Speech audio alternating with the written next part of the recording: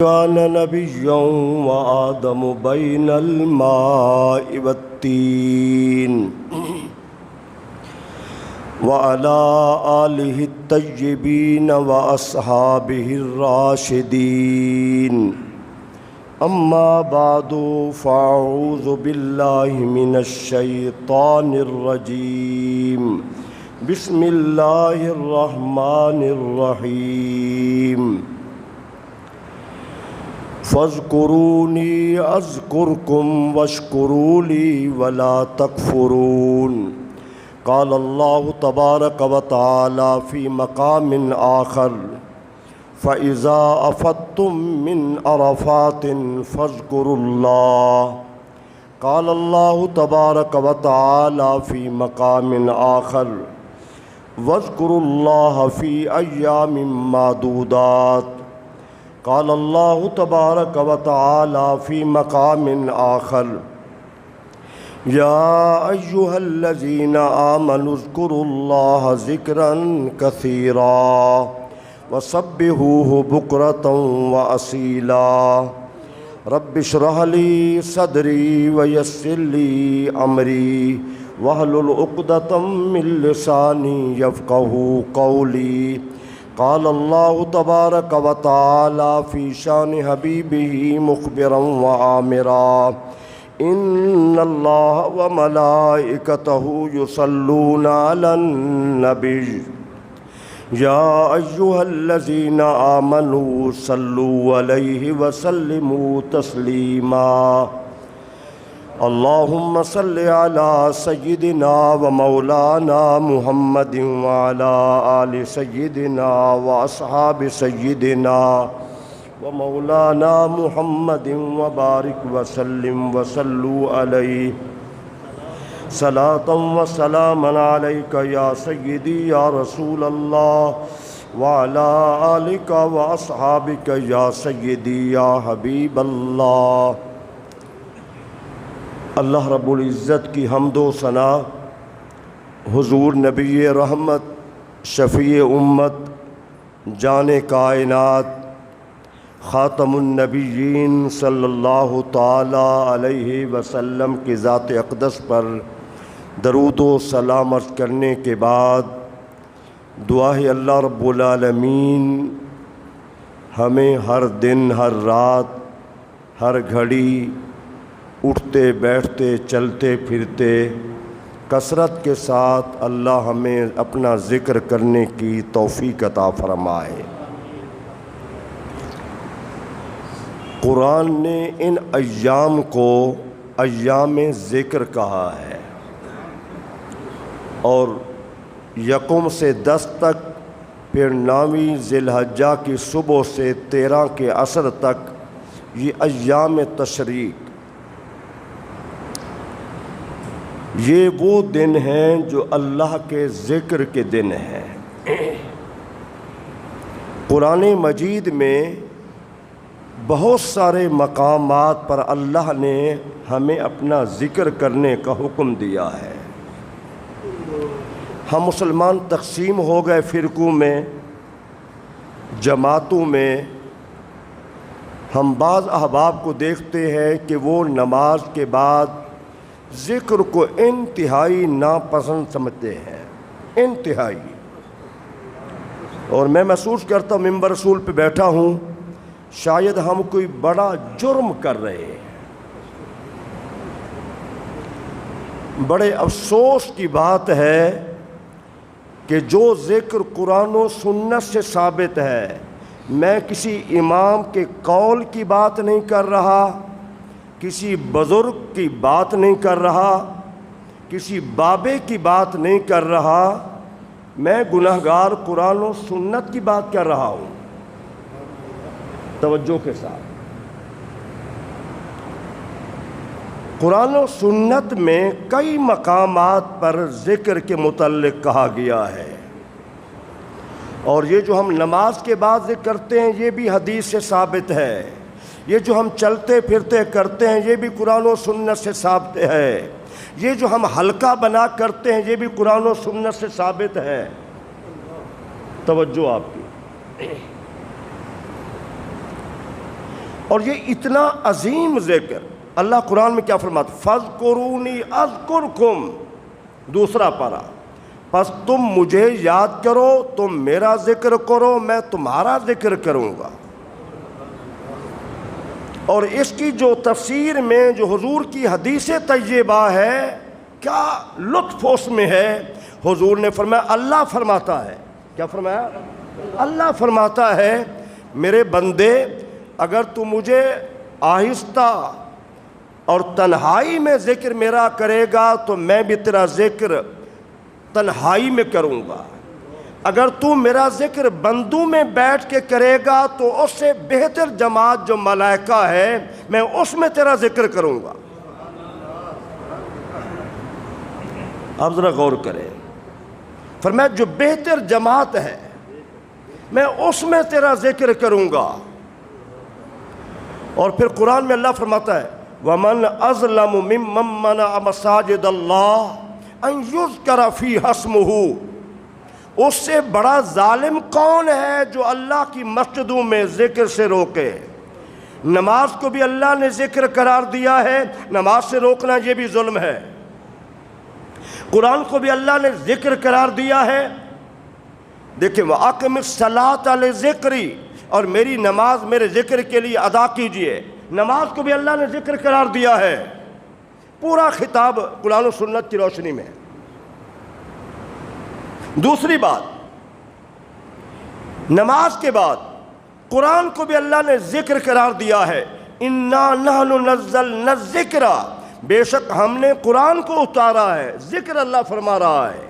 تو مسجد میں نماز سے روکنا یہ بھی ظلم ہے، مسجد میں قرآن کی تلاوت سے روکنا یہ بھی ظلم ہے، مسجد سے اللہ کا ذکر اس سے روکنا یہ بھی ظلم ہے۔ چھوٹے ذہن ہو گئے، تنگ ذہن ہو گئے، یہ جی کیا ہے، نمازوں میں خلل آتا ہے، گھر میں ٹی وی چل رہی ہے، گالی گلوچ ہے، شور شرابہ ہے، بچے شور کر رہے ہیں، ہم کہتے کوئی بات نہیں، بچے ہیں نا، نہیں کہتے ہماری نماز نہیں ہو رہی، خلل آ رہا ہے، تو بھائی اللہ کے ذکر سے کیسے خلل؟ امام بخاری رحمۃ اللہ تعالیٰ علیہ نے جو قرآن کے بعد صحیح حدیث ہے اور سب سے بڑی عظیم کتاب ہے وہ صحیح بخاری شریف ہے، تمام مسلک نے، سنی دیوبندی اہل حدیث سب کے نزدیک سب سے جامع صحیح حدیث جو کتاب ہے وہ بخاری شریف ہے۔ اور امام بخاری رحمۃ اللہ تعالیٰ علیہ نے باب ذکر بعد الصلاۃ، نماز کے بعد ذکر، توجہ ہے نا آپ کی، نماز کے بعد ذکر۔ ایک صحابی کہتے ہیں میرا بچپنا تھا، چھوٹی عمر تھی، لیکن جب مسجد نبوی میں نماز پڑھ لیتے تو مجھے علم ہو جاتا تھا۔ کیوں؟ اس لیے کہ مسجد نبوی میں جو ذکر ہوتا تھا، حضور موجود ہوتے تھے، صحابہ موجود ہوتے تھے، اس کی آواز ہمارے گھروں تک پہنچ جاتی تھی۔ یہ امام بخاری نے باقاعدہ ایک باب باندھا ہے، جیسے باب الصلاۃ ہے، باب الحج ہے، باب الصیام ہے، باب جہاد ہے، باب الصدقہ ہے، یعنی باب الصیام ہے تو روزے کی حدیث لائے ہیں، باب الجہاد ہے تو جہاد کی حدیث لائے ہیں، باب الحج ہے تو حج کی حدیث لائے ہیں، باب الصدقہ ہے تو صدقہ کی حدیث لائے ہیں، باب الصلاۃ ہے تو نماز کی حدیثیں لائے ہیں، اور باب الصلاۃ باب الذکر بعد الصلاۃ، نماز کے بعد ذکر، تو یہاں احادیث لائے ہیں ذکر کے حوالے سے۔ تو صحابی کہتے ہیں مجھے گھروں میں پتہ چل جاتا تھا، اب مسجد نبوی میں نماز پڑھ چکے ہیں، کلمات ذکر بے شک مختلف تھے، سبحان اللہ کبھی کہتے، الحمدللہ، اللہ اکبر، استغفر اللہ، یا حی یا قیوم، اللہم انت السلام ومنک السلام، یہ تمام کلمات ذکر ہیں۔ غور سے توجہ سے سنیے، یہ تمام کلمات کیا ہے؟ ذکر ہے۔ تو ہم ایک کلمے کو کیوں مخصوص کر لیتے ہیں؟ صحیح حدیث میں حضور نے ارشاد فرمایا، حضرت جابر رضی اللہ تعالیٰ عنہ سے یہ حدیث مروی ہے، حضور نے فرمایا افضل الذکر لا الہ الا اللہ و افضل الدعاء الحمدللہ۔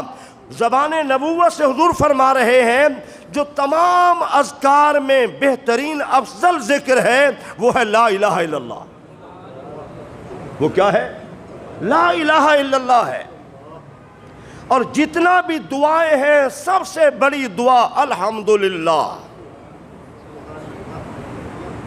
افضل الذکر لا الہ الا اللہ و افضل الدعاء الحمدللہ، یہ صحیح حدیث سے ثابت ہے۔ اور پھر آپ ذرا غور کریں، یہ وہی کلمہ ہے لا الہ الا اللہ، اتنا بڑا عظیم کلمہ ہے۔ دنیا میں جس لوگوں نے، کفار نے، مشرکین نے، یہود و نصارہ نے، ہنود نے، جن جن لوگوں نے دنیا میں اپنے خدا بنا رکھے ہیں، ایک مرتبہ جب پڑھتے لا الہ الا اللہ، روئے زمین پہ جتنے جھوٹے خدا ہیں سب کی نفی ہو جاتی ہے اور ایک اللہ کی توحید کا اظہار ہو جاتا ہے۔ اور اتنا یہ عظیم کلمہ ہے، میں حدیث طیبہ پڑھ رہا تھا، جب مسلمان اخلاص سے پڑھتا لا الہ الا اللہ، حضور نے فرمایا آسمان کے دروازے بھی کھل جاتے ہیں اور یہ کلمہ لا الہ الا اللہ یہ عرش الہی تک چلا جاتا ہے۔ محبت سبحان اللہ کہہ دی۔ یہ کلمہ اللہ اکبر یا رسول اللہ،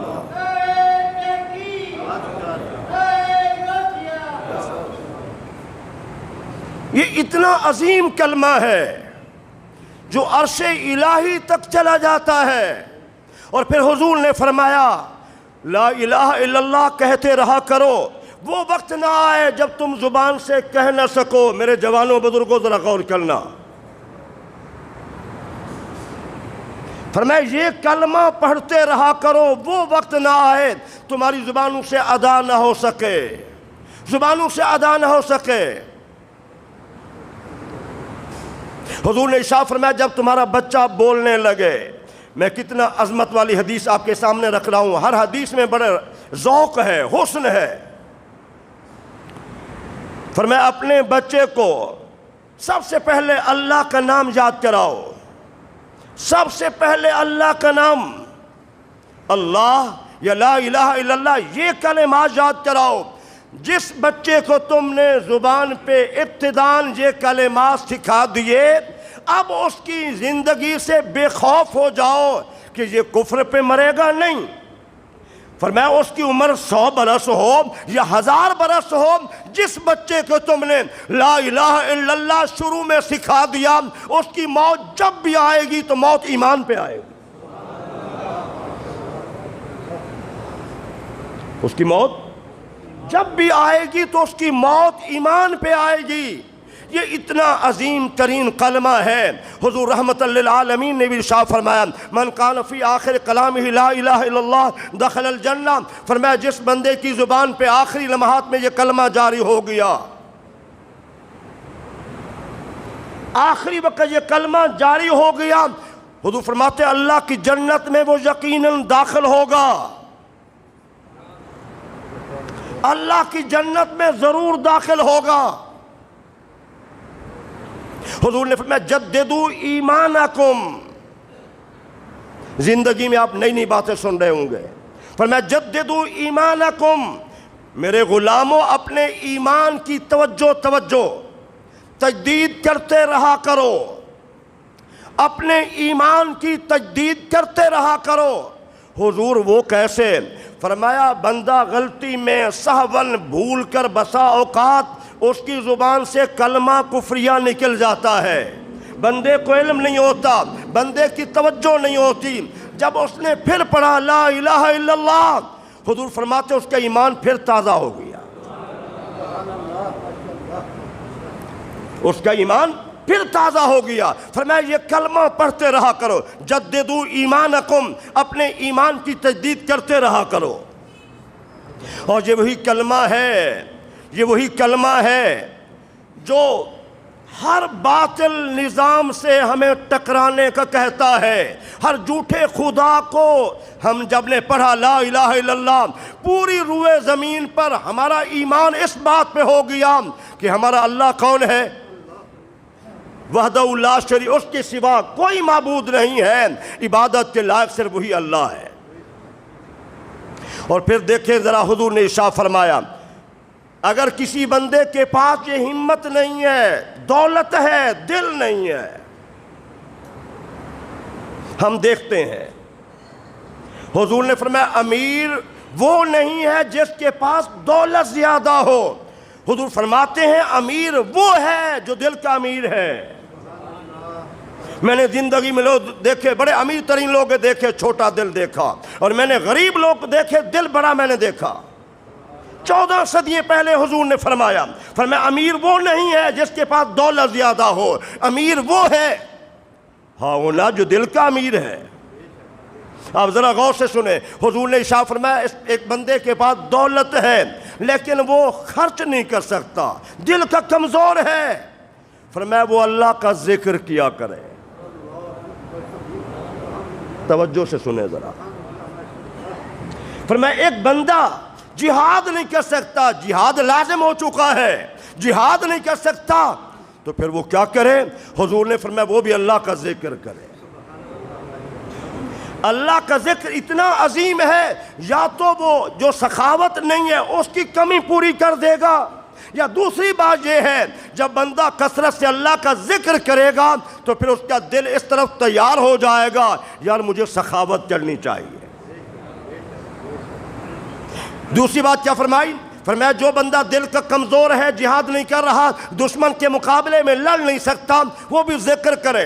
دو باتیں ہیں، یا تو پھر اس کا دل مضبوط ہو جائے گا اس ذکر کی برکت سے، یا پھر اس ذکر کی برکت سے دل میں تمنا پیدا ہو جائے گی مرنا تو ہے، کاش مجھے موت ایمان کے ساتھ شہادت کی موت آ جائے۔ اللہم صلی علی سیدنا و مولانا محمد وعلی آل سیدنا و اصحاب سیدنا و مولانا محمد وبارک وسلم وصلوا علیہ صلاۃ و سلام علیک یا سیدی یا رسول اللہ وعلی آلک و اصحابک یا سیدی یا حبیب اللہ۔ تو یہ جو ذکر ہے یہ بڑا عظیم، اللہ نے قرآن میں کیا فرمایا؟ یا ایھا الذین آمنوا اذکروا اللہ، اے ایمان والو اللہ کا ذکر کرو، ذکراً کثیرا، معمولی نہیں، تھوڑا نہیں، کثرت کے ساتھ۔ حدیث طیبہ میں کیا ہے؟ حضور نے فرمایا تم اللہ کا ذکر اتنا کثرت سے کرو لوگ تمہیں دیوانہ کہیں، پاگل ہی ہوگی یار جب بھی دیکھو اللہ کا ذکر ہے، لوگ کہیں یہ مجنون بندہ ہے، یہ دیوانہ ہے۔ اتنا کثرت سے اللہ کا ذکر کرو، اتنا کثرت سے اللہ کا ذکر کرو۔ حدیث طیبہ کا واقعہ سنیے، حضرت موسیٰ علیہ السلام بڑے جلیل القدر نبی، 8 انبیاء ہیں جن کا کلمہ پڑھا گیا، اور 5 اولو العزم انبیاء کرام ہیں۔ تمام انبیاء کرام میں اولو العزم جو سب سے زیادہ بڑے مرتبے والے، مولوی نے چھوٹا ذہن کر دیا، کسی نبی کی تعریف کو زیادہ نہ بڑھاؤ، سب نبی آپس میں بھائی بھائی ہیں، اور حضور نے فرمایا مجھے کسی سے برتری نہ دو۔ ہمارا ذہن بھی کہنے لگا بات تو ٹھیک ہے، جب حضور خود فرما رہے ہیں ہم بھی باتوں میں آ گئے۔ بھائی میرے بھائیوں وہ خبر واحد ہے، اور قرآن میں اللہ کیا فرماتا ہے؟ تِلْكَ الرُّسُلُ فَضَّلْنَا بَعْضَهُمْ عَلَى بَعْضٍ، یہ رسول ہے ہم نے بعض کو بعض پہ فضیلت دی ہے۔ مولوی نے چھوٹی ذہن خبر واحد کو ذہن میں ڈال دیا، لیکن مجھے قرآن کا پتہ نہ چلا۔ قرآن میں اللہ فرما رہا ہے یہ رسول ہے ہم نے بعض کو بعض پہ فضیلت دی ہے۔ اگر سب نبی برابر ہوتے تو حضرت موسیٰ علیہ السلام کیوں کہہ رہے ہوتے یا اللہ آخری امت مجھے دے دے؟ فرمایا نہیں، یہ میرے آخری نبی کی ہے۔ پھر عرض کی اجر و ثواب کو دیکھا نا، اس امت کے لیے جو اجر و ثواب ہے، میں ایک حدیث بیان کرتا چلا جاؤں۔ حضور نے ارشاد فرمایا میری اور یہود و نصارہ کی مثال ایسے ہے، ایک قوم صبح سے ظہر تک مزدوری کرے، وہ چھوڑ کے چلی جائے، اس کی مزدوری 1 روپیہ۔ دوسری قوم آئے، وہ ظہر سے عصر سے مزدوری کرے، اس کی مزدوری بھی 1 روپیہ۔ پھر ایک قوم آئے، وہ عصر سے مغرب تھوڑے وقت میں مزدوری کرے، اس کی اجرت 2 روپے ہو۔ کتنا آسان انداز ہے حضور کے سمجھانے کا۔ فرمایا صبح سے ظہر تک، یہ یہودیوں کا زمانہ، ٹائم زیادہ ہے، وقت زیادہ ہے، مزدوری کم ہے، ظہر سے عصر تک یہ عیسائیوں کا زمانہ ہے، وقت زیادہ ہے، یہودیوں سے کم ہے، وقت زیادہ ہے، مزدوری 1 روپیہ ہے۔ حضور فرماتے ہیں میری امت کا زمانہ کم ہے عصر سے مغرب، لیکن میری مزدوری سب سے زیادہ ہے۔ مزدوری کیا ہے؟ سب سے زیادہ ہے۔ تو اب ذرا غور کریں، جو لوگ ہمیں کہتے ہیں، مجھے بھی کئی لوگوں نے کہا جی مفتی صاحب جب اللہ کے نبی نے خود فرمایا ہے مجھے کسی پہ فضیلت نہ دو، ہم کون ہوتے ہیں؟ جب انبیاء سب برابر ہیں، ہمیں قرآن بھی نظر نہیں آیا۔ اب یہاں غور کریں، توجہ کریں، حضرت موسیٰ علیہ السلام نے کیا کیا؟ اللہ اگر وہ آخری امت جس کا اجر و ثواب تمام انبیاء کے امتوں سے زیادہ ہے، اگر وہ امت نہیں دیتا تو پھر آخری نبی کا مجھے بھی امتی بنا دے۔ اللہم صلی علی سیدنا و مولانا محمد وعلی آل سیدنا و اصحاب سیدنا و مولانا محمد وبارک وسلم وصلو علیہ صلاۃ و سلام علیک یا سیدی یا رسول اللہ وعلی آلک و اصحابک یا سیدی یا حبیب اللہ۔ کوئی بات سمجھ آ رہی ہے؟ آج سارا قرآن و سنت سے خطاب، دائیں بائیں نہیں۔ تو حضرت موسیٰ علیہ السلام نے عرض کی یا اللہ مجھے کوئی اپنا ایسا ذکر بتا، ایسا کوئی ورد بتا، میں تیرا پیارا نبی موسیٰ علیہ السلام وہ ذکر کروں۔ تو اللہ کریم نے فرمایا اے میرے کلیم تم لا الہ الا اللہ، کیا کہا؟ فرمایا لا الہ الا اللہ، یہ میرا ذکر کیا کرو۔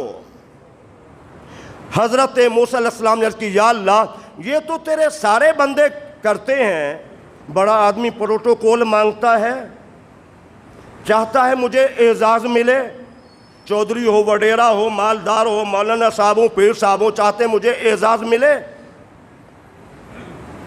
تو یہی بات موسیٰ علیہ السلام نے عرض کی یا اللہ یہ تو تیرے سارے بندے کرتے ہیں۔ تو اللہ کریم نے فرمایا میرے کلیم تجھے اس کی عظمت کا علم نہیں ہے، ہمیں بھی نہیں ہے، ہمیں بھی نہیں ہے۔ اب توجہ کے ساتھ سنیں کیا عظمت ہے۔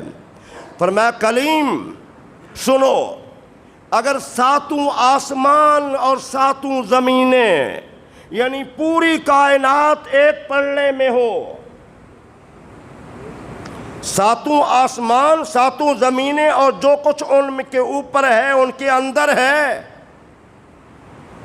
اگر ایک پلڑے میں ہو اور دوسرے پلڑے میں ہو لا الہ الا اللہ، تو اللہ کریم نے فرمایا میرے پیارے موسیٰ علیہ السلام اس کلمے کا وزن پوری کائنات سے بڑھ جائے گا۔ وزن کیا ہے؟ پوری کائنات سے بڑھ جائے گا۔ یاد رکھنا میں پوری ذمہ داری سے عرض کر رہا ہوں، تمام انبیاء کرام سے بڑھ کر اس کلمے کا ذکر یہ امت کرتی ہے۔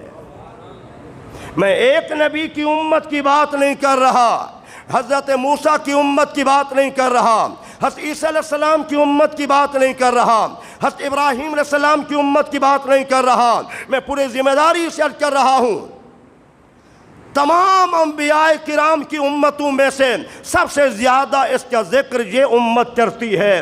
ایسے لوگ بھی ہیں جو ڈیلی 1000 مرتبہ، 2000 مرتبہ، 3000 مرتبہ پڑھتے ہیں لا الہ الا اللہ۔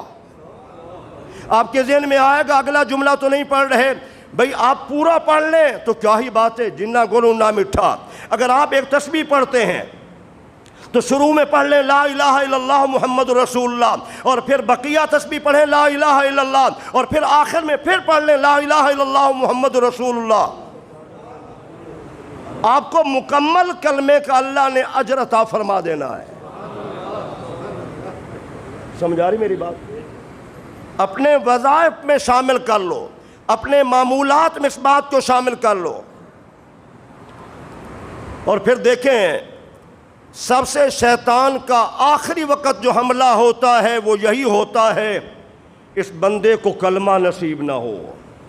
اور حضور فرماتے ہیں جس بندے کی زبان سے من کان فی آخر کلامہ لا الہ الا اللہ دخل الجنہ، جس بندے کی زبان سے آخری وقت یہ کلمہ جاری ہو گیا اللہ کی جنت میں ضرور داخل ہوگا۔